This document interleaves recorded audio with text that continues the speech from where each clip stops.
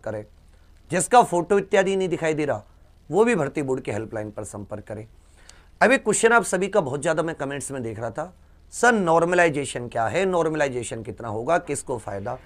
हजारों वीडियो पड़ी है यूट्यूब पर जो तरह तरह की जानकारी, जिसमें मतलब एक्चुअल में देखो तो जो नॉर्मलाइजेशन की प्रक्रिया है वो सती कंप्यूटर आधारित प्रक्रिया है। जब आप सबकी कॉपी चेक हो जाएंगी तो उसका एक फॉर्मूला होता है, आपके मार्क्स कंप्यूटर में फीड हो जाएंगे रोल नंबर के हिसाब से, शिफ्ट के हिसाब से, डे के हिसाब से। तो शिफ्ट वाइज ये जो नॉर्मलाइजेशन होता है ये ऐसे नहीं डे वाइज होगा कि भाई ये शिफ्ट वाइज होता है, समझे मेरी बात। तो सबसे पहले आप समझिए कि जो नॉर्मलाइजेशन की प्रक्रिया है ये शिफ्ट वाइज होती है। अगर आप इसका फॉर्मूला देखेंगे तो आप फॉर्मूले में पाओगे तो उसमें सब कुछ आपको शिफ्ट में बताया गया है कि भाई कौन सी शिफ्ट में कितने बच्चे, उनके मार्क्स क्या थे। तो हर शिफ्ट के जो एक मीन मार्क्स होते हैं, एक औसत मार्क्स होते हैं, वो पूरा निकालने के बाद में तो कोई भी विद्वान इसकी सही जानकारी आपको नहीं दे सकता। तो पहली चीज तो मैं आपसे कहूंगा कि आप लोग मेरी अगर बात मानो तो आप दो चीज दिमाग से निकाल दो। अभी आप पूरा फोकस अपने पेपर पे रखो, क्या होगा क्या नहीं होगा। हाँ, आपको सेफ अटेम्प्ट के बारे में जानकारी होनी चाहिए, किस सब्जेक्ट को पहले करें किसको बाद में करें, कितने क्वेश्चन सही करें कितने क्वेश्चन छोड़ के आ सकते हैं, और ओएमआर शीट कैसे भरें, ओएमआर साथ साथ भरें या पहले पेपर कर लें उसके बाद ओएमआर भरें। ये आपके लिए महत्वपूर्ण चीजें हैं, ना कि ये कि जो आपके हाथ में नहीं है। क्या नॉर्मलाइजेशन आप करोगे, आपके हाथ में क्या एग्जाम देना, तैयारी करना, कौन सा सब्जेक्ट पहले करना है, कितने मार्क्स। आप फालतू का सोचने लगते हो। मैं यहां पे बैठ के सोचने लगूं मेरा हवाई जहाज की कंपनी खुल जाएगी, मेरी एक रेलगाड़ी भी चलेगी मेरे नाम से, तो ये सब मेरी फालतू के काम है ना, मेरे हाथ में नहीं है वो। मेरे हाथ में जो भी मेरा कर्म क्या है, मेरा कर्म कहता है कि विवेक सर आप पढ़ाइए बढ़िया से, लास्ट में जो बच्चों को रिवीजन करा सकते हो, जो अच्छी से अच्छी चीजें दे सकते हो दे पाइए, जिससे एक एक दो दो चार चार क्वेश्चन बच्चे एक्स्ट्रा करके आए। अब मैं ये सोच के बैठे लगूं ये कर दूंगा वो कर, तो ये कोई फालतू बात है ना। ऐसे तुम लोग हो, पता नहीं तुम लोग, तुम बच्चे नहीं हो, तुम बड़े हो चुके हो, आगे कांस्टेबल बनोगे, दरोगा बनोगे। और तुम्हारे अगर काम देखूं मैं तो तुम्हारे काम है जैसे अभी भी दुकान पे जाके तुम्हें कोई आमचूर दे दे। आमचूरन नहीं आता था भाई, बच्चे हो गए, तुम बड़े हो गए, खट्टे मीठे खाने के दिन नहीं रहे तुम्हारे, आगे हो गए। लेकिन तुम्हें चाहिए जी नॉर्मलाइजेशन बताए। अब लोग व्यूज के लिए कुछ भी नॉर्मलाइजेशन जैसा जी उसके बढ़ जाएंगे उसके घट जाएंगे, ऐसी कोई प्रक्रिया नहीं है जो बिल्कुल, क्योंकि नॉर्मलाइजेशन डे वाइज भी नहीं होता, नॉर्मलाइजेशन शिफ्ट वाइज होता है। अब दो तीन चीजें मैं आपको बता रहा हूं कि नॉर्मलाइजेशन में कौन कौन सी चीज बहुत अहम होती है। पहली बात तो साथी एक्यूरेसी मेंटेन करना, ये एक्यूरेसी सबसे बड़ा गेम है। क्योंकि देखिए एक्यूरेसी जो है ये आपको बहुत ज्यादा चीजों को आपका एक्यूरेसी बनाए रखना। एक्यूरेसी का मतलब है कि आप क्वेश्चन ज्यादा सही करना, गलत मत करना, तुक्के मत लगाना। तुक्के तो भूल कर भी मत लगाना, तुक्के मत लगाना। जो तुक्के वाली वीडियो है उनको ब्लॉक कर दो, वो आपके सामने नहीं आनी चाहिए। और साथ ही गलत मत करना। मैं कह रहा हूं आपको 100 क्वेश्चन आते हो, 150 में से आपको 100 क्वेश्चन आए, आप बस 100 ही क्वेश्चन अटेम्प्ट करना। हाँ, कुछ क्वेश्चन ऐसे हो सकते हैं जिनमें आप 50-50% का एलिमिनेशन लगा सकते हो। तो इसके लिए मैं वीडियो बनाऊंगा कि कैसे आपको एलिमिनेशन किस में लगाना है किस में नहीं लगाना। परंतु मैं फिर से आपसे कहूंगा ये अब आ जाती है कि किस शिफ्ट को क्या। तो देखिए यहां पर सबसे पहले यही है, सबसे पहले 23 तारीख का पेपर होना है।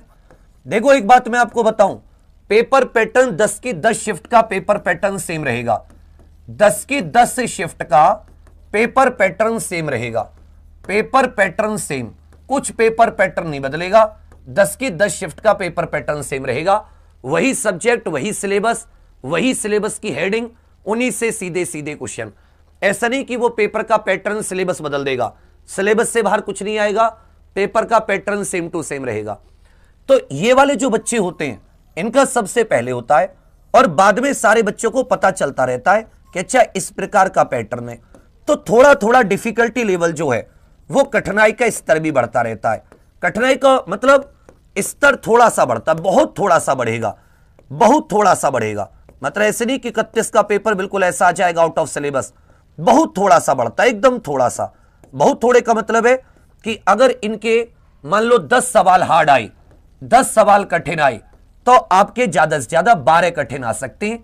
कभी भी ऐसे नहीं कि आपके 28 और उतने भी नहीं, आपके भी हो सकता है 10 ही कठिन आए, हो सकता है कि आपका थोड़ा सा वो टॉपिक टच कर ले जो अभी तक सिलेबस में बाकी शिफ्ट में टॉपिक टच नहीं किए। इनको तो बहुत सारे सवाल रिपीटेड भी मिलते हैं, इनको तो बहुत सारे सवाल आपको हिंदी वगैरह में तो ऐसे बहुत सारे सवाल होंगे जो आपको रिपीटेड सवाल भी मिलेंगे। तो इसलिए आप सभी लोग ये जो फैक्टर है इसको कोई सही से नहीं बता सकता कितने घटेंगे कितने बढ़ेंगे। हालांकि मेरे हिसाब से एक चीज बहुत आम है कि आप लोगों को अगर ये दो चीजें आप मेंटेन करके चलते हो, आप अपनी एक्यूरेसी बना के चलते हो, तुक्के नहीं लगाते, गलत नहीं करते, केवल सही पर खेलते हो कि जितना मुझे सही आता है, और इसमें मन को बांधने वाली बात होगी कि आप मन को कितना बांध पाते हैं। तो इससे बेस्ट कोई तरीका नहीं है, आप बस इस पर रुककर अपने आप को मन को बांधना। यह चीज आपकी समझ में आ रही है? क्या तुक्के लगाओगे? क्या गलत करोगे? यस या नो करके बताओ सभी लोग, क्या तुम तुक्के लगाओगे? लिख दो सर, दुनिया इधर से उधर हो जाए तुक्के ही नहीं लगाएंगे। बहु 50-50% ऑप्शन को हटाना सिखा दूंगा मैं एक दिन। कैसे हटाओगे? 2-3 क्वेश्चंस के माध्यम से। आज जो रात को हम लोग ये अपनी हिंदी मैराथन ले रहे हैं, इस हिंदी मैराथन में भी मैं आपको सिखा दूंगा कि किस प्रकार से आपको ऑप्शन को हटाना है, किस प्रकार से आप कहीं डाउट होता है तो कैसे आप 50-50 रूल लगाओगे, कैसे 4 में से एक एक ऑप्शन हटाते चलोगे, बहुत सारे क्वेश्चन आप ठीक कर लोगे आज की। तो इसमें आप सीखो, ऐसे जीके में सिखा देंगे, ऐसे ही मैथ रीजनिंग में, तो वहां बहुत फायदा मिलेगा। तुक्के मत लगाना, गलत मत करना और एक्यूरेसी को मेंटेन करना। लास्ट में जो 6-7 दिन बचे हैं, इन 6-7 दिनों में सारे के सारे टॉपिक एक बार रिवीजन और मान लेना। ये जितना भी तुम रिवाइज करोगे उतना तुम आगे जाओगे। मैं फिर से कह रहा हूं, कोई किसी के पास गणेश जी वाला दिमाग नहीं है कि हम भविष्यवाणी देख लूं ऐसा। वो सब कुछ कंप्यूटराइज्ड होता है, शिफ्ट वाइज होता है। उस शिफ्ट में कितने बच्चों के कितने मार्क्स आ रहे हैं, हाईएस्ट मार्क्स कितने, लोएस्ट मार्क्स कितने, इस तरीके से उसके एक मीन मार्क्स निकाल के, अन्य शिफ्टों के मीन मार्क्स निकाल के फिर उनको बराबर लाया जाता है, फिर उनको एक कॉमन प्लेटफॉर्म पे लाया जाता है। समझे मेरी बात? तुमने वो दौड़ देखी है, दौड़ में ऐसे गोले होते हैं, तो जो सबसे लास्ट वाले गोले में होता है उसको थोड़ा आगे खड़ा कर दिया जाता है, जो सबसे पहले वाले गोले में होता है वो सबसे पीछे खड़ा होता है, क्योंकि इसको दूरी कम तय करनी है, इसको दूरी ज्यादा तय करनी है। तो तीनों को एक साथ रखने के लिए जो लास्ट वाला होता है वो थोड़ा सा आगे खड़ा रहता है। यह कॉन्सेप्ट आपने सीखा होगा, सेम टू सेम नॉर्मलाइजेशन का कॉन्सेप्ट है। और इसमें किसी के साथ भी नाइंसाफी या किसी के साथ भी इसमें अन्याय नहीं होता कि जे मेरे तो मार्क्स घट गए। इन चीजों पे आप रखिएगा। मुझे आपका रॉ स्कोर चाहिए। क्या चाहिए? Raw score. ये रॉ स्कोर आप लोग बना लो, नॉर्मलाइज वाला जो स्कोर है वो अपने आप बन जाएगा। तो आपको किस पे फोकस करना है? Raw score. और रॉ स्कोर कैसे निकलता है? कितने गलत हैं, कितने सही हैं। यह चीज समझ में आ रही है? बाकी आपके मन में फिर भी कोई डाउट रह जाए किसी भी प्रकार का तो आप कमेंट कर दीजिएगा, मैं कोशिश करूंगा आपको अलग से वीडियो बना के समझा दूं। अब मुझे आप अपने बड़े भाई मानकर बिल्कुल कसम से एकदम बिल्कुल प्रतिज्ञा लेकर ईमानदारी से बताइए कि क्या आज रात 8 बजे आप यहां हिंदी की मैराथन क्लास में आ रहे? सब लोग ईमानदारी से यस या नो करके। जिसका सेंटर अभी नहीं खुल रहा या फोटो में कोई दिक्कत है, एक बार भर्ती बोर्ड की हेल्पलाइन पर बात कर लीजिए, और फिर भी कोई दिक्कत आए तो बताइएगा, हम आपकी बात उठाने की कोशिश करेंगे ट्विटर इत्यादि पर। ठीक है बच्चा? अगर आपके फोन में नहीं खुल रहा, किसी दूसरे फोन से नॉर्मलाइजेशन को लेकर अपने दिमाग से सारे भ्रम निकाल दीजिए। यह केवल कुछ नहीं है, इसका कोई इसका सही से नहीं बता कोई, क्योंकि ये फॉर्मूला 1-2 के नहीं, 5 लाख बच्चे एक शिफ्ट में बैठेंगे। उन 5 लाख के मीडियन मार्क्स कैसे कोई निकाल देगा? तो अगर कोई निकाल रहा है तो वो केवल आपको क्या बना रहा है? मतलब ये सब केवल व्यूज खींचने की चीजें हैं। मैं आपसे चाहूंगा कि आपका ध्यान ना भटके, मेरा जी लास्ट में, मेरा जी पहले, मेरा तो ये हो गया जी, मेरा तो ये हो गया, इन सब से कुछ नहीं है। आपका केवल 2 काम है, आपको पढ़ाई करनी है, रिवीजन करना है, बढ़िया से अपने एडमिट कार्ड, पहचान पत्र, गोला भरने सीखने हैं, कौन सा पेपर में सब्जेक्ट पहले करना है, कौन सा बाद में करना है, इस सब को सीखना है बहुत अच्छे से। 50-50% रूल कैसे लगाना है वो सब मैं आपको बता दूंगा।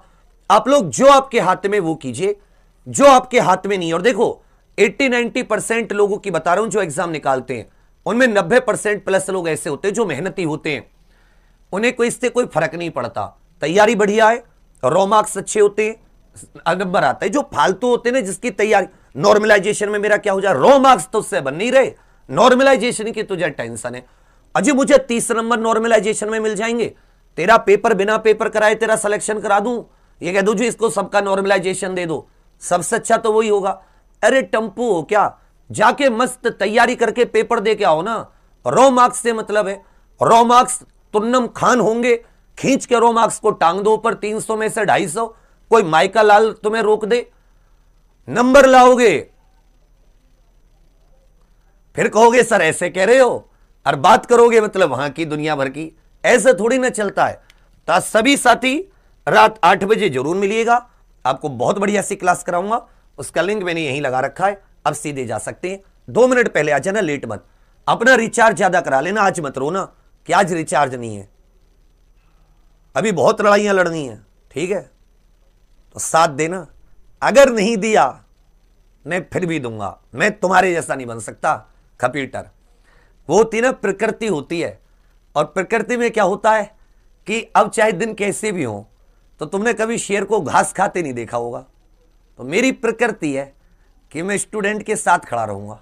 अब तुम रहोगे नहीं रहोगे अलग बात है, ठीक है। मस्त रहो, खुश, एक बार जब भी ना हो ऐसे दिल पे हाथ मारना, बोलो इस बार कर दूंगा आर्या पार, अब कोई डर नहीं है। देखो मैं कितना खुश हूं, डांस की वीडियो डाल रहा हूं, मतलब समझ रहे हो, पढ़ाने वाले को टेंशन नहीं है, पढ़ने वाले को टेंशन है। मस्त जाओ एग्जाम दे के आओ, तुम इस बार फतेह करोगे जिसने भी तैयारी अच्छी की है। और अंतिम जो मैराथन लगी एग्जामपुर की, इन्हें मत छोड़ना।